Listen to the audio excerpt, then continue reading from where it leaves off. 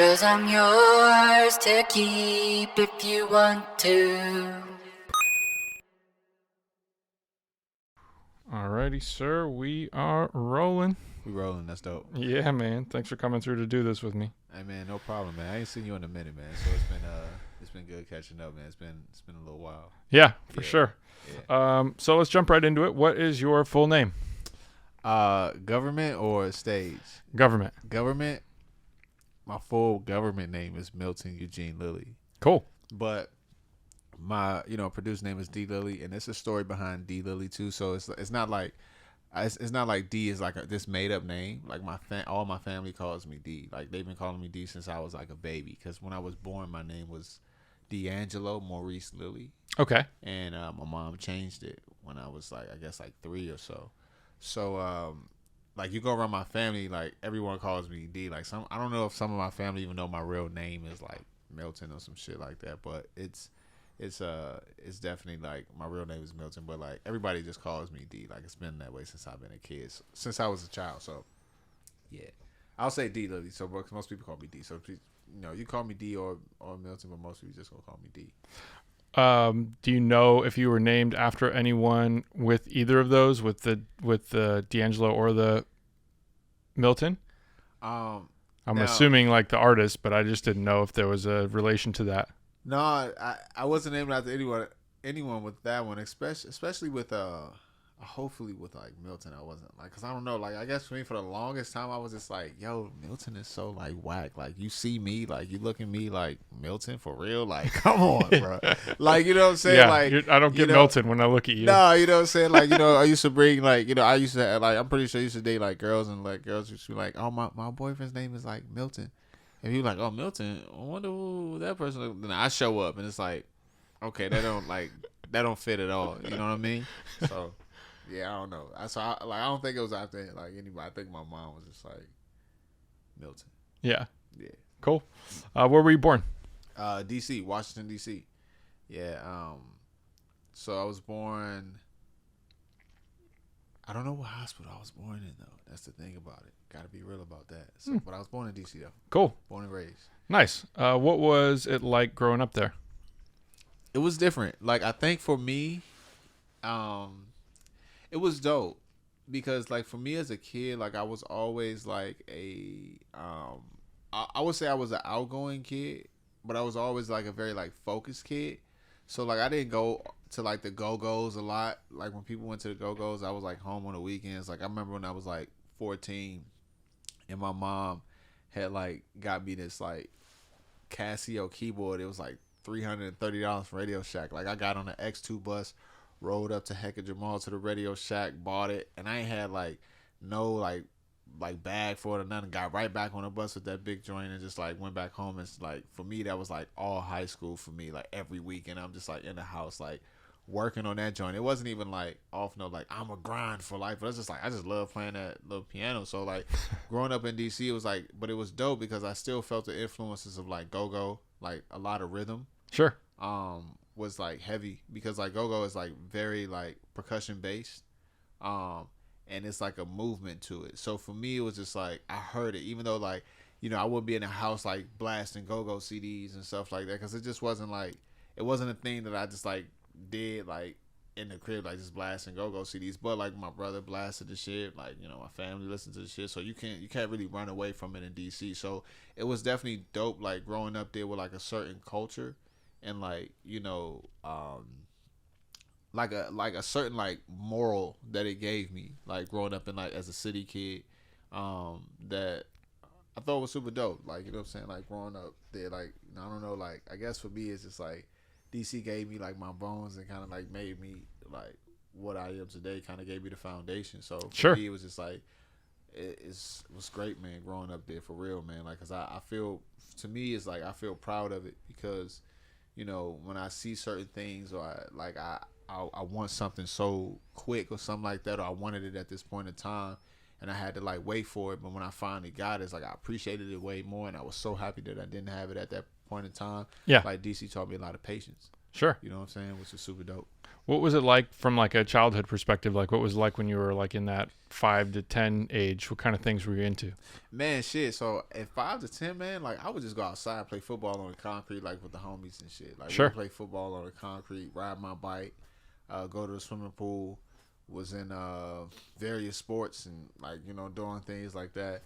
And honestly, like just like following, like just being with my brothers, because I got 2 brothers and like 1 sister. So, but me and my brothers, we was like always like together. So, that's honestly what it was like for me from that time. Like I would like have like certain, I don't know, like we would be into wrestling heavy.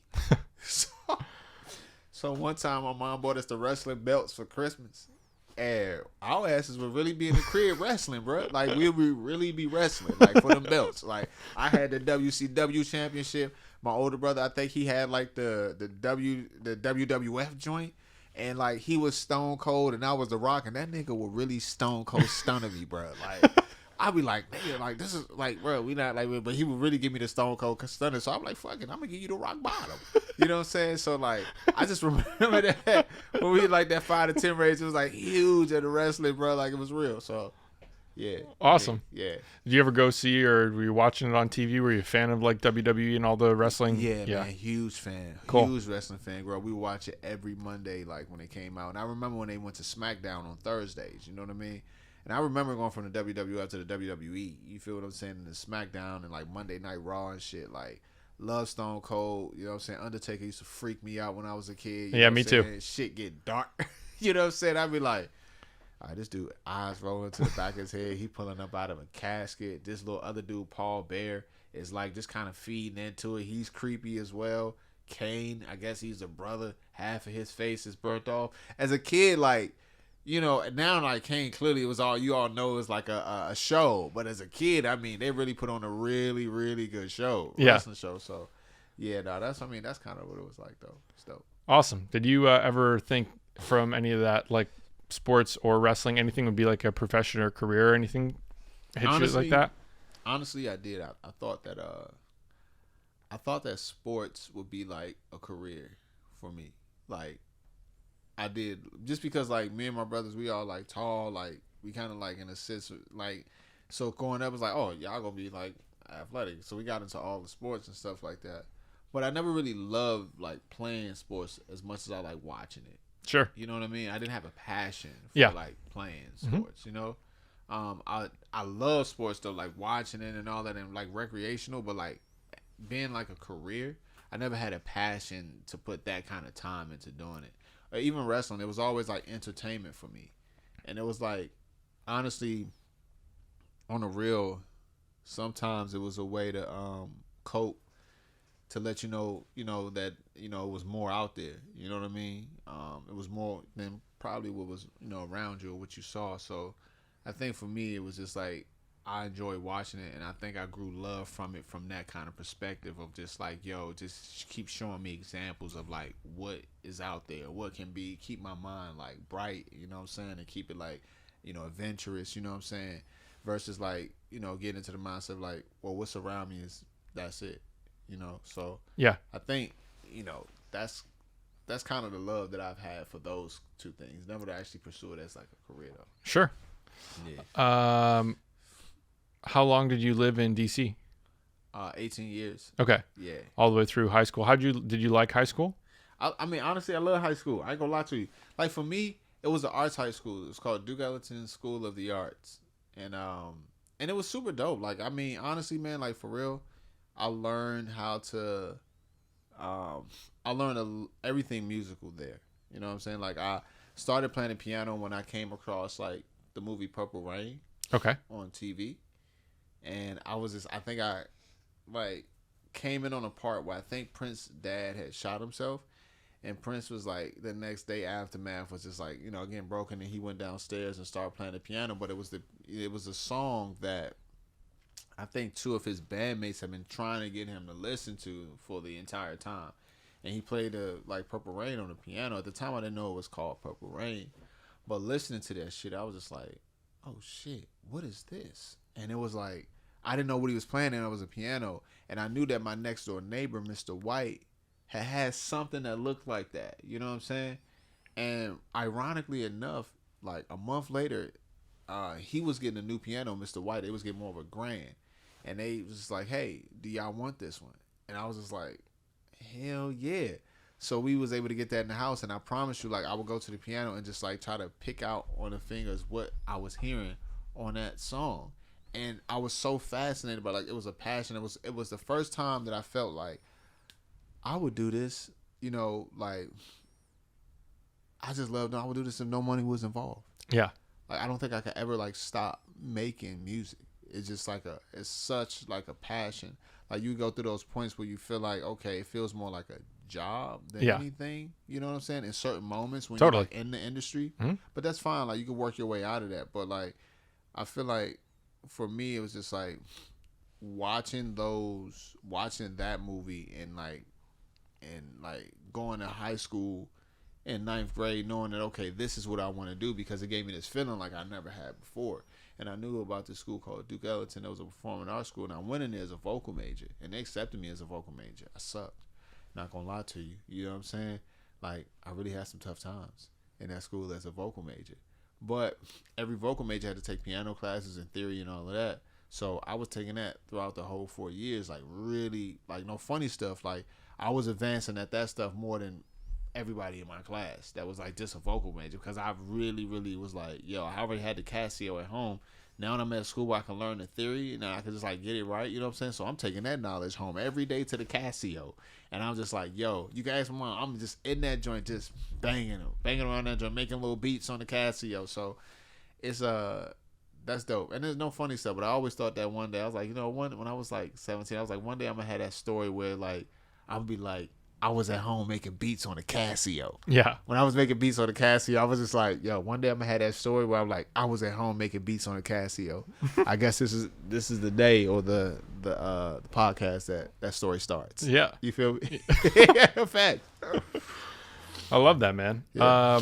So at that point, you're like teenager working on just playing stuff at home on the Casio. Yeah. Are you recording anything? I don't even know does that model have like storage where you can like actually store things you're making, or is it just kind of like I created a sequence, I power it off, and it wipes clean?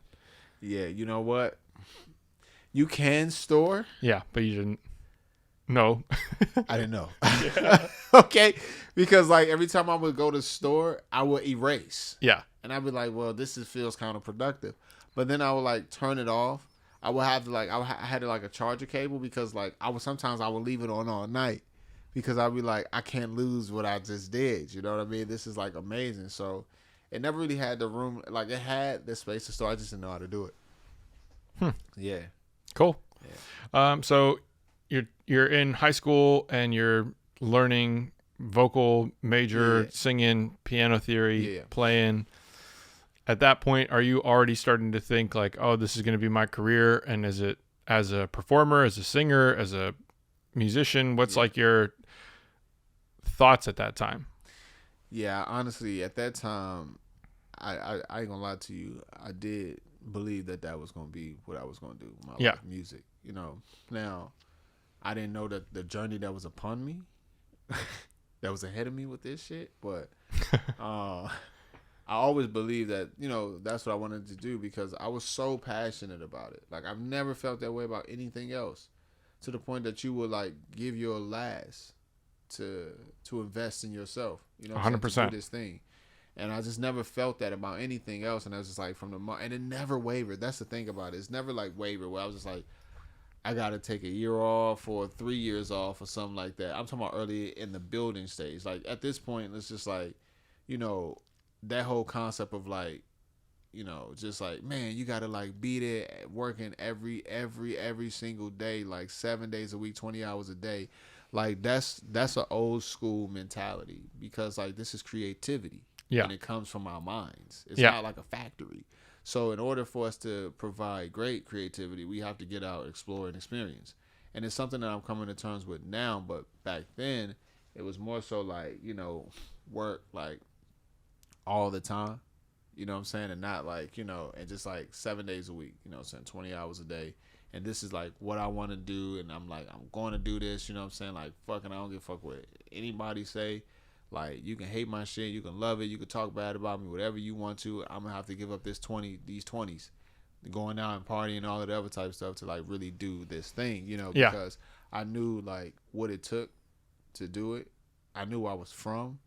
I knew what kind of life I could have, what kind of life I could provide for my future family. At the time I was, deciding to do it. So I think for me it was just like, I don't know. That's just kind of. Did you have anybody in your family when you were growing up that did music, or anybody that was like able to give you advice or mentorship or anything like that along the way? You know what? And I hope my mom, she don't be mad at me for this, but like my mom sung in the Sunday choir, the Women's Day choir at church. And listen, I love my mom to death, but I have to be honest, I think her singing, she has spirit. I don't necessarily think it's the greatest. I feel like she might, believe I got my talents like from her, which is fine. Like, I love my mom to death. Like, I got a lot from her. You feel what I'm saying? Mm-hmm. But I guess I would say like my mom, she sung in a Women's Day choir in church, but which is dope because like my mom shows a certain level of confidence growing up that kind of was like super dope. That was instilled in me that I would see. And when that was super dope, seeing that from, not saying like, oh, it's super dope, like seeing it from a woman because women are confident, but I'm just saying like as a single mom growing up with like 3 boys and 1 girl, like seeing as a man, as a boy growing up, seeing your mom confident and her instilling that into you, I just think that's so amazing. You feel what I'm saying? Like, in a world that's kind of like meant to kind of maybe suppress, confidence at times. You know what I mean? So that was super dope for me to see that and like have her instill that into me. So it didn't matter for me. It was like when it came to music, it was always like, well, I know I'm supposed to be doing this. I know I'm not where I need to be as far as skill wise yet, but my potential is off the charts, and that's period. You know what I'm saying? My potential is off the charts, and my thing is like I'm not like no funny stuff like Greg Oden or something like that, where his potential was off the charts, but injuries kept him from being, what he could be. Like, nah, like I'm fulfilling my potential. You know what I'm saying? And I'm reaching that. So it's just like, I was always, I think that's the thing that kept me going with the confidence. That even when I sucked, I thought I was the hottest motherfucker. I ain't gonna lie to you. That's just no cap. And I don't really care what nobody say. Somebody else can be like, oh, I'm hot. That's good. You supposed to feel that way. But I want you to know this right now. I don't give a fuck about none of that. Like, I'm out here stomping on y'all. And that's just how I feel. Yeah. So, yeah, that's how I feel like when it came to, like, the skill of it. You know what I'm saying? Now, position is a different thing. Like, and position is something that can come and go. It's like money. Money comes and goes. In today's time, nigga, your position could be here, you know what I'm saying, today, and tomorrow you're here. Yeah. You feel what I'm saying? But what's going to keep you here, though? You feel what I'm saying? And I think for me, it's that, like, that's the skill. Like, the skill continues to keep people here. Yeah. And I know a lot of people say it's like a lot of people, and there's a lot of people in the pot right now that it is. But it's a lot of people getting the first opportunity. But it's not a lot of people that's staying in the pot, though. And that's the difference. So for me, it was always predicated on skill to like be like, yo, listen, I don't care about none of that. Oh, you play keys real well? That's fine. I don't care. Oh, you play this instrument? I don't care. That's fine. They ain't got shit to do with producing a song. I know how to produce a record, and that's period. I don't care if I'm not the craziest piano, the craziest, that none of that matters to me. Yeah. I make fire songs. Yeah. Period. Yeah. So, and I think achieving that within myself and like, okay, you're skilled. You're really, really skilled. You have like you have so much more to learn, but you're at a point now where you're just like, you're confident in every one of your abilities. Yeah. And I think that's dope. And I think that confidence along the way to reach that actual moment came from my mom, just like, yo, listen, like watching her confidence, knowing that maybe she wasn't the best singer in a Women's Day choir, but still getting up there auditioning for the solos. You know what I'm saying? So that was dope. Yeah. I love it. Yeah. We'll come back to that because I want to get a deep dive on the music journey, but let's go back to, what was your first job? My first job was like a summer job in DC. Okay. What age? I was like 14. Okay. I was like 14. And I think, what was it? I worked at a rec center. Okay. Yeah, I worked at a rec center. I think it was Fort Lincoln Rec. And I think maybe I can't remember because like in DC they have summer jobs that like teens would get through like the government. Like you apply for a summer job and you go work during the summer, you make your paycheck, and it's dope. So you'll get placed at various places though. You know what I mean? Sure. So back in the day, you know, I got placed I think at like Fort Lincoln Rec. And I think maybe I was like, I want to say a counselor or something like that. Okay, at 14. 14, which was kind of crazy. Or maybe I was helping clean the Fort Lincoln pool. I don't know. But like, I was something. I just know that my first job was like 14. And you know what? Let me take this back. That wasn't my first job. Okay. My first job was passing out flyers with my older brother when I was like 10 and 11. Like my older brother would like he would be moving. He had us like moving. Like I remember like us like being in this place called Mount Rainier, and we worked at this like record store, and our job was to just go around Mount Rainier and just put flyers on cars. I know it's annoying, but I was that guy. You walk outside, you see a flyer on your car. I just want people to know that back in the day, I was that guy. So facts. So yeah. So my brother, he really instilled that in us, like to like work. You know what I'm saying? Like whether we was selling little ass flowers, you feel what I'm saying? Mm-hmm. Or whether we was walking around hot as hell in the summertime, putting flyers on window shields and shit like that. So that was like my first job, and that was like when I was 10 or 11, and then I got a real summer job, and yeah, it was like, yeah, I think honestly at 14, I don't want to say I was a counselor because that would be outrageous. I want to say I was helping to clean the Fort Lincoln pool. Okay. Yeah, because I could swim. You know what I'm saying? So Yeah. I was just like, yeah, that's more so what I was doing. And then what came after that? After that job, I worked at McDonald's Okay. when I was like 16. Okay. Bruh, let me try to tell you something. So I worked at McDonald's when I was 16. I remember I was so broke, and I was just like, man, I need a phone. I need something. And I would be working at McDonald's. And I'll be real with you, this was minimum wage back in the day. And it's still probably minimum wage some places, but it was $7. Oh man, And I remember that. Yeah. Oh my God, people don't remember that. But and you'll work 80 hours a week to only get like $600 on your paycheck off of $7 an hour. But as a 16-year-old kid, $600 every 2 weeks, Something. shit, that was a lot. You Yeah. know what I mean?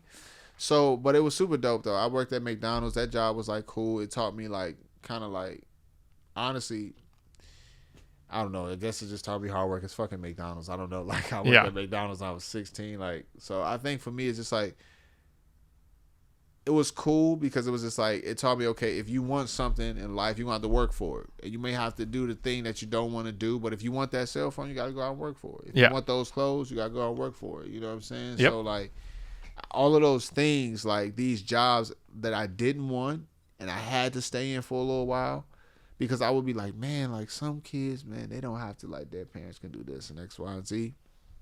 And I got to work at McDonald's. Yeah. You know what I'm saying? At 16, I can't just focus on school. But it's just like, nah, man, fuck that. Like, nigga, whether your parents could do something for you or not, bro, like at 16, you should be out there, like knowing what it's like to make your own, like, dollar. Yeah. You know what I'm saying? Because you value it more. You have to put your own time into it. Yeah, of course. So, like, it went from McDonald's, and then from McDonald's, it went to Ben & Jerry's. And then from Ben & Jerry's, it went to Kosey's when I got to Chicago. And then I was an RA in college. And I'm going to be real with you. Like some people applied to be an RA because they really wanted to be an RA. Yeah. I applied to the RA for the free housing. Yeah. And I used to hate when I would have to do, like, my job. Because, like, I would never, like people, like, I was an RA at this building called the Buckingham Building. And the Buckingham Building was, like, a 21 and up. Well, 20 and up building, like from floors 1 to 7, it was like 20 and up, and floors 7 through 16 was like 21 and up. And those 7 through 16, they can drink in their rooms. Oh yeah, the so floors you're 7 having and below, no you can't. regard for that. Yeah, Nah, that sounds like a total shit show. It was a complete shit show. So I remember one day, and I don't want to get into the story specifically, but I just remember I get a call on a walkie-talkie because we have our nights that we're on duty. And sometimes, like, you'll get a call at like 4 a.m. Hey, mister, can you come down? A resident in this building has locked themselves out at 4 o'clock in the morning. Now I'm pissed. Now, bear in mind, I'm pissed. I'm just be real with you. I'm just like, but I'm not showing them that like I'm pissed. I just come down. I let them in. But in all intents and purposes, when that little shit happened, all you're doing is just going up and letting them in. Then you can go right back to your room and you go down. You go down to sleep. This one person, they really wanted to be an RA and they really applied for the job because they wanted to be an RA, like they wanted to like really like bust people or something like that. Yeah. One time, like we smelled some weed, and I went to this place and I was just like, "Yo," I smelled it too. I went to the place. I was like, "Yo, listen, man, I'm be real with you. Like, I'm doing rounds right now, so I'm gonna walk away and I'm gonna come back, just like cause she's doing the rounds. You know what I'm saying?" And sure enough, she do her rounds. She get to that place. Beep beep. She called walkie-talkie. Boom. Now they had a little weed, and I promise you, nigga, the nug was like this big, and we was up till like 5 o'clock in the morning because like the security guard had to come, and the police came, and they was looking at the kid like looking at the residents, like the residents asking like, "Am I going to go to jail for this?" And the security was like, "I don't know, maybe." And I was just like, "Yo, this fucking job sucks." Yeah. And I was just like, I'm on duty with the wrong person, yo. Like, oh my God. Like, I've been up since like 11 and it's now 4 o'clock in the morning off some shit like this. Like, weed, bro. Like, how many people you heard they got in a car accident because they was driving while high? You drive slower. Yeah. You drive slower. You know what I'm saying? Like, for me, it was just like, it's just this much weed in this weed, bro. Like, at the end of the day, it's just weed. Like, we could just go back upstairs and go to sleep. Like, I'm just here for the free housing because that's when I was, like, really into producing. I was, like, starting it out. So I was in my dorm room every day, like, just cranking. I'm loud to the point that I'm an RA, and I was getting noise complaints. You know what I mean? I'm supposed to set an example, but it just lets you know what kind of example I was really trying to set. It's like, yo, this is Columbia College. You know what I'm saying? This is a creative environment. This is a creative school. And it's just like the way y'all got this shit set up is terrible. You know what I mean? At times. I just believe that. It's just like you're going to have people rocking. You're going to have painters in this joint. You're going to have people like acting out scenes and all of that shit. Like this is like an art school. So I went from that and I was just like, after that year, like I had got into one last altercation. Not me, but this as an RA, where this one kid tried to like, I don't even know, like, I don't know if he tried to off himself or not. It was just like real bloody in this place, blood all on the walls and stuff like that. And then he bled on my veins, and that's when and at that time, like, I'm a young hothead. I'm like 21. So at the time, I was just like, bro, I don't give a fuck what's going on. You just put blood on my veins, bro. I don't know if I'm gonna be able to get this shit off. Because bear in mind, like, I seen Buddy when I went downstairs the first time when he got a noise complaint from him. And then we went to his place and we knocked on the door and I was like, "Hey man, I was getting a little complaint, is everything cool?" He was just like, "Yeah man," and he pushed the door on me and closed me out. And I was just like, okay, cool. I went on back upstairs, whatever, I ain't care. 2 hours later, get the same joint code, this very apartment, and this dude doing like a bunch of like random shit down, like just wild shit. And I'm just like, this is fucking crazy. So I'm young. So at the time, I had no sympathy for him. I just came here 2 hours ago. I asked you, was everything cool? 2 hours later now, you acting like a complete whatever. You done bled on my veins. I have every instance and everything is holding me back not to knock your ass out and add more insult to this injury. Because I was like, damn, I want to get it. I was young. Okay, you have to. It was early in the morning. You know what I'm saying? Yeah. I probably had a little something in my room. You know what I'm saying? Yeah. Wait for me. I was getting interrupted. I don't know. Like, I'm just saying, like, but at the end of the day, like, so I went from that and I was like, you know what? I'm done with this shit. I did that for you and I was done. And I went to this call center, worked there for 4 years, drove Uber for 2. And, like, drove Uber from like 2016 to like 2018. And then I was like, then I was able to kind of like quit that and do music. Awesome. So to circle back on, we kind of left off musically with like high school. how'd you decide on going to Columbia? Honestly, a lot of kids in my high school was going to Columbia, and I wanted to get as far away from DC as possible. So, um, Miami, LA just wasn't like an option. It was like too like warm there. I'll probably just like flunk out for the entire time. But Chicago was like that place I visited, and when I got there, first I was like, I don't know about this one. But then like I went, was able to experience it for them. I was like, yeah, this is it, because it was like transition. It was like a city just like DC's a city, so it wasn't like a big transition. It was just a bigger city with even taller buildings. You know what I'm saying? So Yeah. um, yeah, it was like, yeah, that's what made me like choose that school. So it was like a no brainer. I had kids from high school that was from my high school, graduating from my class that was coming in. So you felt like kind of like that, like familiar with things. You know what I'm saying? You had people that was familiar that was there. So it was like a whole community of people. So yeah. And what was it like? So you get there, you're doing the RA job. You transfer. Are you still living in the same like dorm type place, or you move out of that and you're doing call center? Yeah, so I transferred to the RA job, and I moved out of residence life period. I think that was the last time I was in like Columbia housing. Okay. And I moved to just like, because Columbia is a open campus school. Okay. So some kids just have apartments that they rent just within the city. Sure. So I just went and rented an apartment. Nice. Know what I mean? And Yeah. it's like, I think that was me, like, because I think residence life was dope for like the first 2-3 years. Like when meeting people, you first get to the school, you kind of want to stay around the school. But I think, as far as I think the rules was just a lot. Like, they can only have like 2 guests over, or 3, and I don't know. Like I just felt like I had outgrown like residence life. Sure. I kind of wanted to kind of get out there and get my own apartment, and it felt like that. Like it felt like, okay, you're really like an adult, like a young adult. Like you're navigating through like mommy's not here. You're like miles away from home. You Yeah. know what I'm saying? Mm-hmm. And you got to make this shit work. You know what I'm saying? So whatever you want to do, you go out and make sure you have to focus on that. And like that's what like kind of like how that's the transition I went from, and I just kind of never lived back on campus. Yeah. And so you're making music in the like residency room, and are you starting to like make songs with people? Are you just like making a bunch of music? Are you making your own songs? Like what's your musical creation like at that time? Yeah, so all right, so I'm making songs like in the dorm room. Mhm. I was an RA in 2010, and I was making I'm making a lot of songs with this one artist.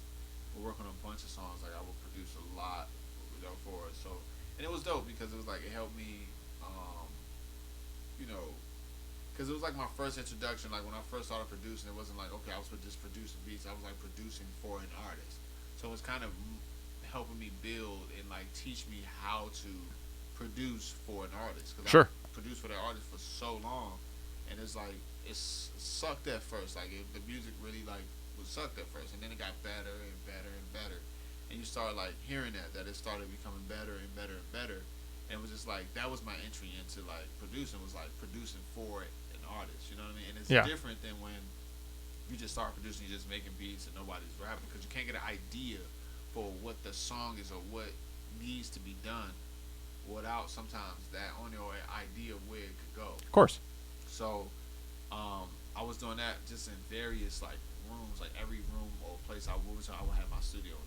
Like my studio was always in my bedroom, And then I moved to this place in 2013 in Chicago called Lake Meadows, and it was a 3-bedroom, and one of the bedrooms was like a studio room. So I was able to like make that room like just pure studio room. It's the first time I had like a room that wasn't I had a studio room that I wasn't like sleeping in. So it wasn't my actual bedroom. Mm-hmm. So that was dope. And then I moved out of that place and moved into a loft for me, Cam, and Kevo. No way. Yeah. Me and Cam, we lived together in the loft from like 2017 to 2018 together. And he had his little room right here, and I had mine. And we had my studio was back into the room. His was too. Same with Kevo's. And that was like dope, man, because like I think that time for me was really dope, because at that time it's like I had started really becoming I had really started coming into my own and really started to really understand, started to crack the codes, the early codes on this producing shit. You know, I was like, oh, okay, you know what I'm saying? And it was dope just to be able to like sit there and like, you know, have because ultimately that place was the last place I would ever live in Chicago. You know what I'm saying? It was the place me and Cam stayed in out last year, and I learned so much that 1 year was like super dope. Like you know what I mean? It was just like I think it was the first time I lived with someone in which we can really exchange information. Yeah. Well, Cam is like the guy that will. He is so full of information, and he pursues so new information so relentlessly that if there's a question in your conversation that you get hung up on, when you wake up, he will have already found out whatever missing pieces of information you had, and he's like, so I found this out, and but we'll come back to that because I want to learn more about that. But what was your initial setup? You get the Casio keyboard we learned about. How is it? Laptop, desktop? Are you working somewhere else? Is there what's like the software, hardware? How are you getting into that? How are you learning about that? And like where does that start? And how do you eventually evolve with equipment? Yeah, so I would go to Guitar Center in 2010 every day in the summer 2010, and he had the Phantom G8 keyboard, and you can make beats on that joint. Yep. So I would go to the back. And to the point they would know me. They started over like, hey, what's good? I was like, what's good, man? I said, I'm just going back here, you know me. So I'll go back there and I'll just start like tapping in on the Phantom GA keyboard. At that time, this dude that worked in there, his name was like Illogic, you know what I'm saying? And he was like, hey man, like instead of like trying to get the, spending $3,000 on a Phantom, you could get the machine for $600, get some software instruments in it. But bear in mind, at this time, I didn't know what none of that was. Like I'm thinking drums, all drums are recorded live. Like, I don't know about, like, the programming drums and all. I don't know anything. You know what I'm saying? So, I'm like, I'm not interested in what he's trying to sell me. I'm interested in this Phantom GA because everything comes on here. It comes with some drums. It comes with everything I need. You know what I'm saying? I do. And I'm, like, learning how to, like, program on this joint. Like, so I'm like, cool. So I'm like, I came here for 3 months. I done froze that shit, fucked up that shit enough. So when I get mine, I won't fuck up my shit because I know how to do it now. Appreciate them for letting me do that. You know what I mean? And I got that keyboard, so that was the first piece that I had. And then I eventually bought Machine too, but I never played Machine like the first 3 months that I got it. So I got it in 2010, and I just let it sit there. And I would do all the drums on the Phantom. So I got the Phantom, and then I had like this laptop keyboard, this 20-inch HP desk laptop keyboard, big ass screen. The battery was shitty. Always had to be plugged in at all times. And the next semester, 2011 came out, I said, fuck this, I'm getting a Mac. You know what I'm saying? And I ain't never looked back. So I got a Mac and kept my Phantom. And then another year went on, I sold the Phantom. I sold it to get more money so I could, because I got into the software game. I was like a Toria V Collection, because I think I had Toria V Collection 2. You know what I'm saying? And I was just like, okay, I got that. I got like the Native Instruments stuff, you know what I'm saying? Like, this is dope. So I started becoming like real, like, enamored with like just all software shit. Yeah. And then what were you Logic, Pro Tools, Ableton? Logic. Okay. Logic, yeah. And then I got into preamps and all of that other type of stuff, like preamps like in 2012, like mics and preamps and like how to record in them. What was the process you went through with that? Did you have anybody that was helping you? With the mics and preamps? Yeah. No, honestly, I was just recording the artists that I was working with, Yep. producing all this stuff for. So for me, that was more so trial and error. Sure. Because I think the first preamp I got was an Avalon BT737. Hated it, terrible. Yeah. Everybody. Me too. That was like when I first got like the, oh my God, I'm going for professional equipment. Yeah. I got that same thing, man. And just it didn't work out. Yeah. For me. And I was like, okay, cool. And I had I forgot what mic I had. I think I had a Mojave MA200. No way, that was my first mic. Yeah, that was my first mic. The Mojave MA200. Yeah, I had that too. Yeah. I had a really hard time selling mine. I sold it though. Eventually sold it. Man, I had to take a way crazy price cut because I sold it to Guitar Center. Guitar Center. Oh yeah. They're gonna buy it back for cheap. Yeah. So like, I had to take a huge price because I needed the money. You know what I mean? And then I sold the Avalon and got the because I was like, I ain't feeling this. I sold the Avalon. got the knee 1073. Nice. So you jumped right to it. Yeah, I was like, all right. When I got the knee, I was just like, huh. Yeah. This is it. You know what I'm saying? Yep. It sounds like you can tell in the tone. And then I got into Simps in like 2013, and I think the first one I got was a Little Fatty Stage 2 because I would go to the Guitar Center again. I'd just be just like curious about everything that's in the store. Like they had a Little Fatty, like what is this? And as a synthesizer, I go watch videos on it, and I was like, okay, cool, I want this synth. I got it off of eBay, bought it, and then from then it's just like trickle down effect. You know, synth, buying synths, and getting into the hardware gear like pedals and stuff, and reamping, and you know, taking like instruments through the synth and reamping software back through the synth by just plugging. You know what I'm saying? Like I got into that whole route and like that nerd stuff. You know what I mean? Yeah. And I think from then, like as the years went on, I just kept adding to that. Like I started getting into like got a pair of the two of the Manly chords. You know, and for a long time I wasn't a huge fan of no funny stuff with Manly because I'm just not a Manly box guy. Yeah, me either. The concept is like that's not it. But my man's on the phone. Shout out to Israel. He's not at Sweetwater no more, but he's my sales engineer at Sweetwater for about 8 years, and I'm telling you, my man got me right. He know what he was talking about. But I was just like, man, I was like, Israel, man, I'm looking for a preamp, different color though, and he knows me because he knew I had the need because he sold me that back in 2013. So this 2020, I'm just like, yeah, man, I just need a preamp that's gonna be a different color. He was just like, man, have you checked out these Manly chords? I was just like, nah. He was like, dog. Like, I ain't a Manly box guy. That's what he said. I don't like them. And I was just like, oh, what? He was like, nah, can't stand them. But these ones, it's like I think these sound better than those. I was just like, okay, let me get it. He wasn't lying though. He wasn't lying. I must say that. I will not say that. Like that D out in here is rocking. I was just like, I mean, and I plugged D out through a lot of different preamps that people say is the best DI. Yeah. That Manly DI is unlike any other. Like I was just like, damn. It was almost like, okay, this is a great color. So I got that joint. I got a pair of those because I always got to do the stereo because I like to run stuff stereo. Yeah. You know what I'm saying? So I just got like 2 of them and added those to the arsenal, and then I started just picking up a bunch of like equipment after that. Like just like started rumbling off like software stuff and hardware things and like drum machines. Like really just started getting real nerd with it. But now there's like the studio kind of looks like it does look like a factory or something like that. You Sure. know what I mean? Just like a lot of shit just like around. You know what I mean? Yeah. It's like fun to like be in there. Yeah. I mean, that was so full circle on back to like the 2017 year. I was working with Cam almost every day and for probably like 3 years. I feel like 2014 to 2017 when he moved back to Chicago. Yeah.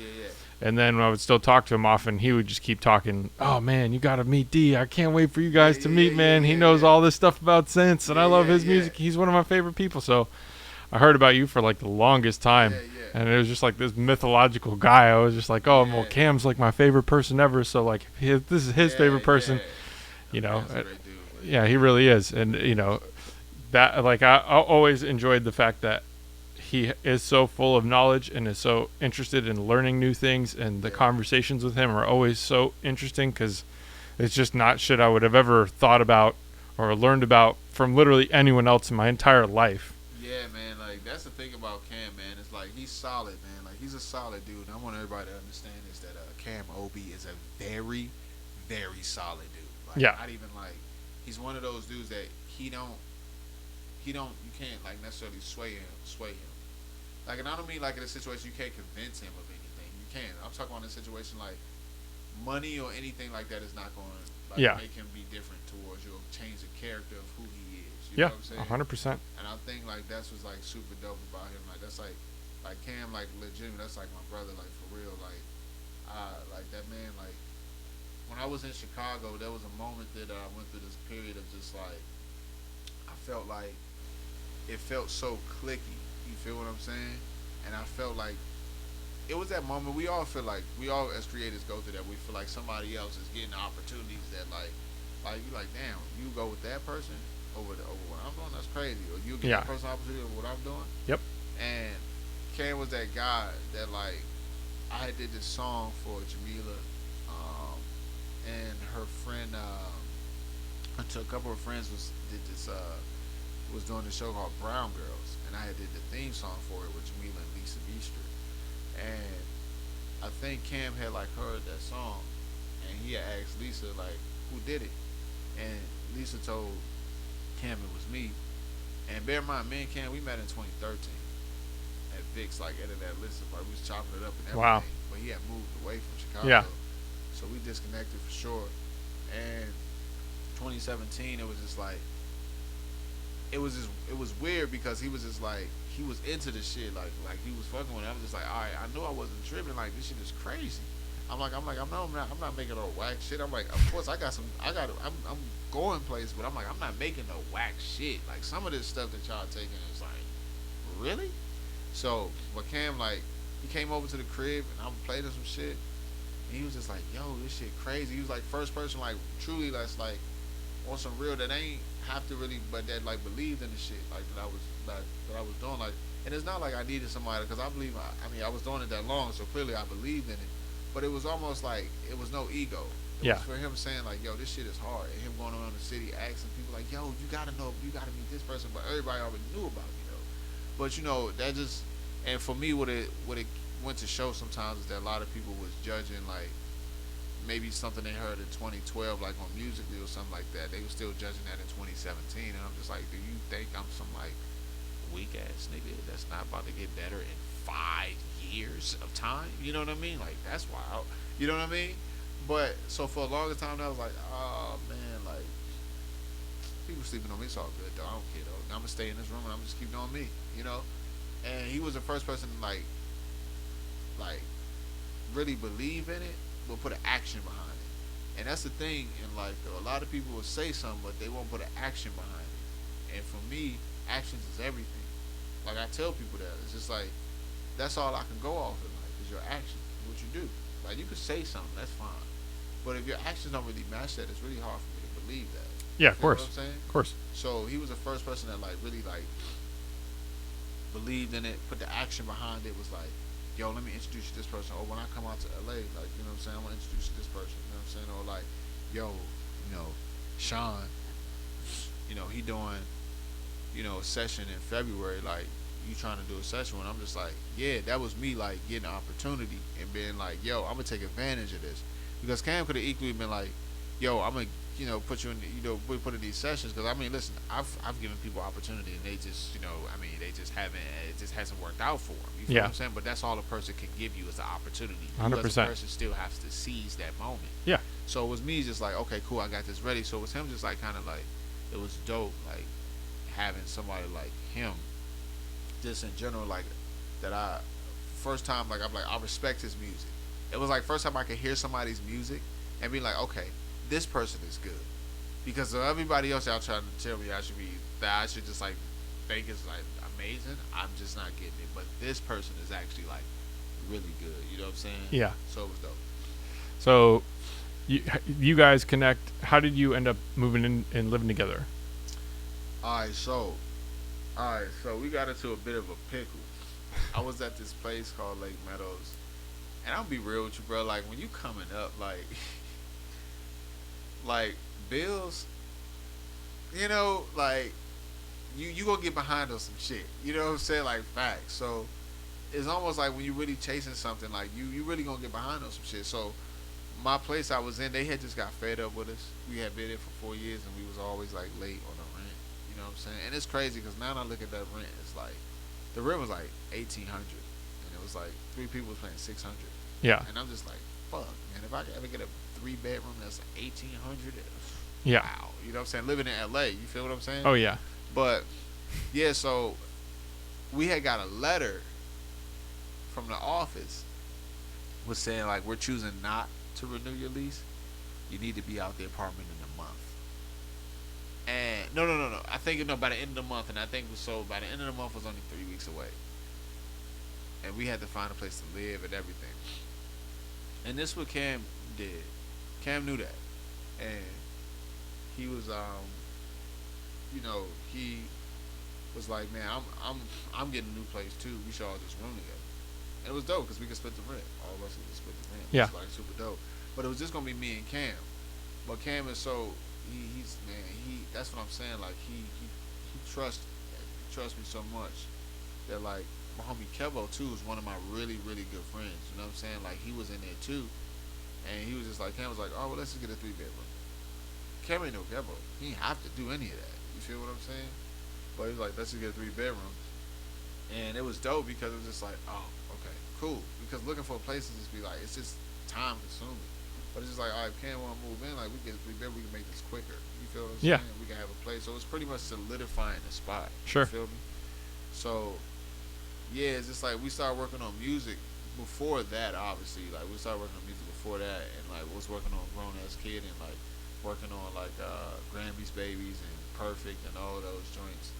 And yeah, we moved in together, and yeah, that was dope, man. It's crazy because I think about it being 5 years ago, and you know, as you get older, I tell folks that like certain things tend to just don't matter no more. They used to be like, man, damn, like certain things you really do let go. You know what I'm saying? And I think for me is this: when I think about that time, I always think about it as like when you're in a moment. Sometimes it becomes a memory so quick that you know some people forget to enjoy the moment. You know what I mean? And I think for me, it's just that when I look at 2017, 2018, you know, even 2019, you know what I mean? That run of years was just like, you know, impeccable. And sometimes you look back on that time and you kind of like get a little heavy-hearted a little bit because it was just like, you missed that time. It's a part of you that missed that time, that missed what everything was. You can see what everything is now. You know, people have gone their separate ways, and life's gone on for people, and life happens for people. You know what I mean? But you know, you just the memories and the moments that you share. I always just like, man, that shit's like crazy to know that like I was a part of like a renaissance like that, and being able to witness like an entire thing that I was able to witness. Even being in Chicago, you know, I look back on that time sometimes, and I do like, you know, I'll be by myself sometimes because we live in a world sometimes where it's just like sometimes not men can't cry, but you know we're still getting used to that concept. You know what I'm saying? But we have feelings too, and we have moments and memory that kind of touch us. You know what I'm saying? So I think for me it was just that moment that I was like, man, like you know somebody like Cam, you know I truly appreciate him. Like I always will. You know what I'm saying? Like that's like my brother for life. Like no cap. Like you know we won't talk every day. You know because like life. You know he's just living his life. I'm doing mine. I got my family. You know what I'm saying? He's doing his. But it's just like I never forget the moments that we shared. The working at those houses with Reggie on the albums. You know what I'm saying? And like it was truly like those was man, bro. Like it's moments. It's great. So when did you move from Chicago? End of 2018. Okay. Yeah. And where'd you move? I moved to Woodland Hills, so like my girl was staying in Woodland Hills.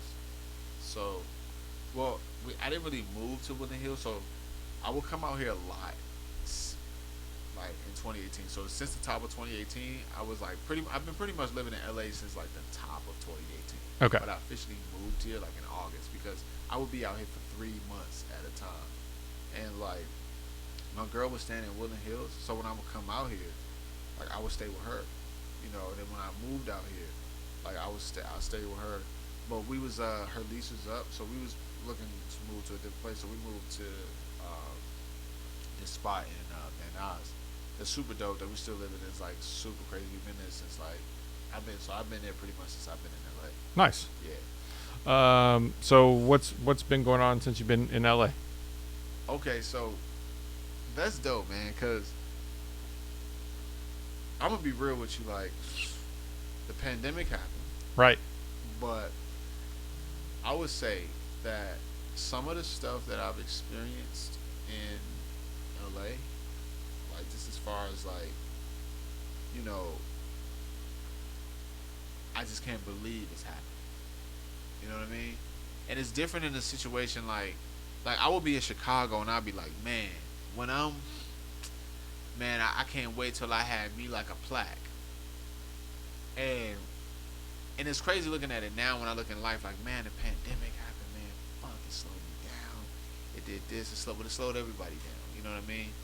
Um, but I think for me, it's just like being in LA is like I was able to like get multitude of cuts. You know what I'm saying? Not even like cuts as far as like these big artists, but just like I was really able to have like a career in music, bro. Like I be thinking about that shit sometimes. Like I be like, regardless of what the pandemic was, there's a lot of people that are doing music that will want to be in this position. I try to be very mindful of that because it's not a big position at all, but it's just like, yo, like a foot in the door type position, or your feet in the door now. You know what I'm saying? Like you've like got into the industry. You know what I'm saying? You got resources now. You got connections. You're working with meaningful things on meaningful projects that actually mean something. You're not working with like hooked on phonics shit in the basement no more. You feel what I'm saying? Like, Yeah. like you're really doing this shit for real. So that's a blessing in itself. You know what I'm saying? To be able to really say, yo, I do this and I work with meaningful artists, and these people come to my house and just chill. You know what I'm saying? That be on the festivals and shit. Like I'm like, damn, this is crazy. Like, so I think since I've been to LA, man, it's just been like building relationships and establishing music even further. Um, like I had my kid when I was here. You know what I'm saying? Yeah. You know what I'm saying? Like my kid was born here. During the pandemic? Yeah, he's born in 2020, May 6, 2020. Wild. Yeah. What was that like?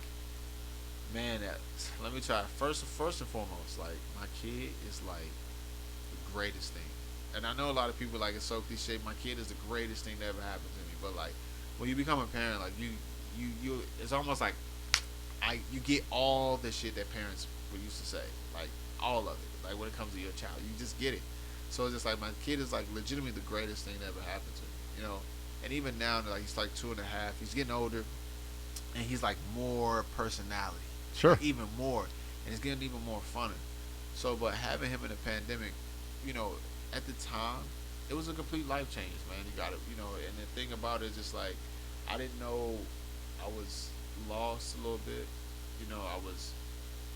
I had that mourning thing, like mourning your old life, you know. When you feel like, oh man, like, damn, like I can't just get up and go anymore. This is not like a new puppy or something like that. This is like a human life. You know what I'm saying? You have to be responsible for it. And thinking about it like that, sometimes it just used to be so heavy. I remember walking outside and it just wouldn't look the same. Outside just didn't look the same. And I remember wondering, would this feeling ever go away? Where outside don't look the same.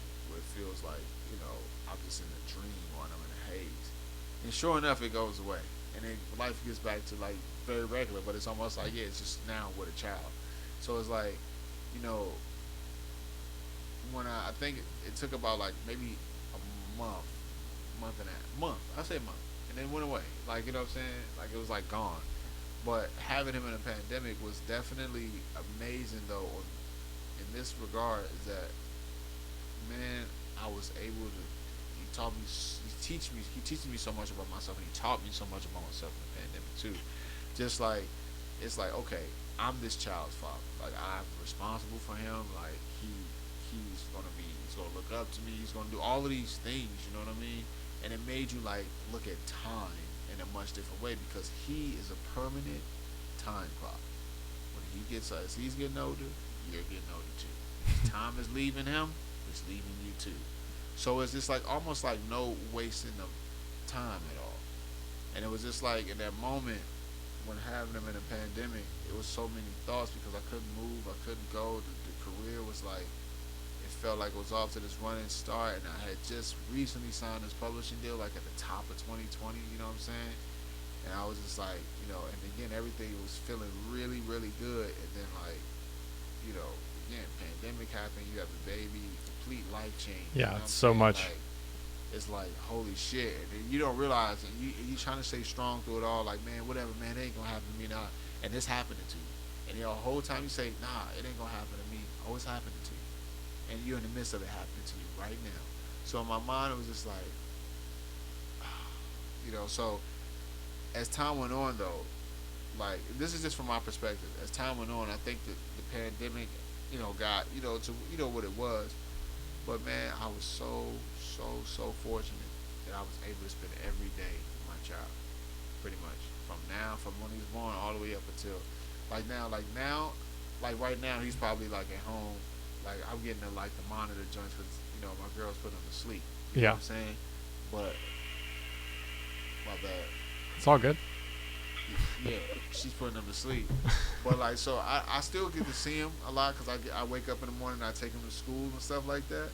But I can start feeling like now it's starting to feel like now like where it's like, oh man, like this is where the music come in at because you get more and more session, more and more busy, so Yeah. you're not getting like the same amount of time with him. Yeah. How's that feel? I mean, it is a little. It's bittersweet because the bitter part is like, oh man, I don't spend as much time with him. And he's like, I come in the house, he's probably getting ready for bed. You know what I'm saying? Or I wake up in the morning, I'm getting him ready to go to school. You Yeah. know what I'm saying? Or if he comes in the house from school, I'm in the room working on music in a session. And it's like bitter in that situation because it's like, man, I don't know. Like, I want to be there every day. Sweet in the part was it's like, okay, great. Your career's moving. That's great. You're doing a lot of meaningful things.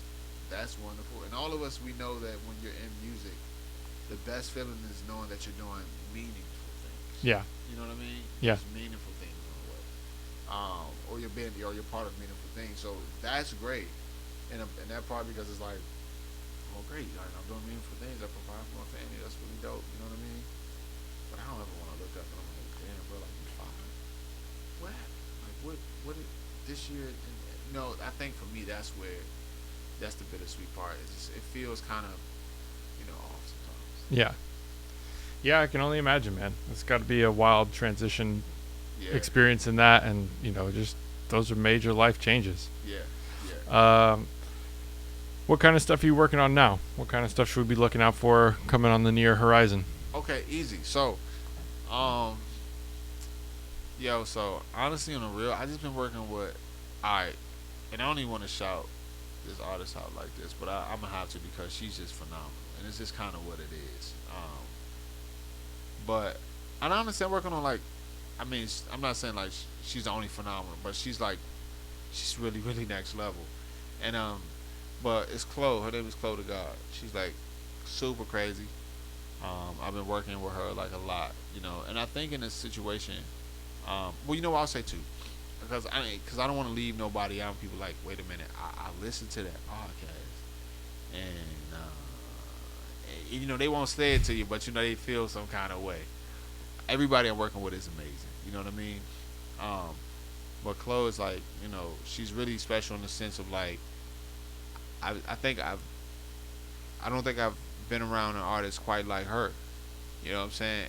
And I don't even mean in the sense of, because like she's crazily talented. She writes in a very, very, very like very, very great way. It's the point where it just comes like off her mind. She kind of writes what she thinks. You know what I'm saying? But it's the confidence. It's the energy when you're around her. Yep. It's the knowing. Like she knows that she's really, really, really good. She knows that. She's very confident. You know what I mean? You could tell. She knows what she wants. Really, really nice to be around. Really great collaborator. Wants to do the most left field shit you could possibly think about. Promise you. All caps. You know what I'm saying? And that's been fun for me because she was the artist that I think got me inspired again. Cool. Because I had lost a bit of inspiration in the midst of like a lot of the music, and now I think when she came to a session, she was just like, let's do whatever. Yeah. Let's just do whatever. You know what I'm saying? And that was super dope. Like she'll give like direction since like I heard these songs like it's like walking music, and 9 times out of 10 like every song she gives, like the idea is super dope, and it's crazy because we always go in like this random direction, but the song that she plays has always been like, okay, this is dope, like give like some inspiration. But like she got some shit like coming out, and I think she's gonna be a problem, and that's just period. Sure. And I don't really know what else to say about that. But I just did this my homie Paul Rod's EP. I mixed the EP. I did 2 joints on there. I did Love Tap and Shining Star. Did some production on Shine. Did additional production on Shining Star.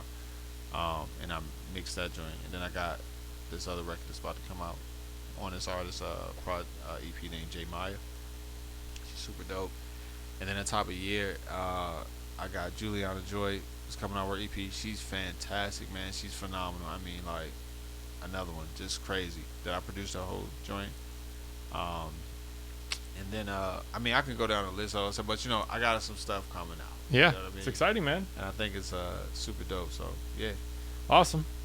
Well, shit, that's all I got. I don't know if there's man. anything that you could think of that we need to add to the story. Hey, no, man. Listen, that's it, man. I appreciate that. That was like that was about it on my end, man. It's just good chopping it up with you, man. I ain't seen you in a minute. Yeah. It's you know, it's good seeing you looking at the place, man. It's like it's super dope, man. Like for real. So Thank you, man. yeah, man. Like I really appreciate you having me down here to even like chop it up and talk. Yeah, man. I'm just happy we got to reconnect. This was great. I loved everything you played me. It was super inspiring. It's great to have the conversation with you. We've been hanging for like 6 hours, so I'm glad we got to do this too, which is just the cherry on top of a fucking great day, which is cool because I like capturing the moment and having it as a memory, and it's even better that we have it on video and camera. So appreciate you coming in, man. This was really awesome. Thank you. I appreciate you, bro. Yeah, man. I appreciate you, bro. Appreciate you. Every time. I'm going to wind this down. That was great. Nah, man. Appreciate it. That was great. I appreciate that, man.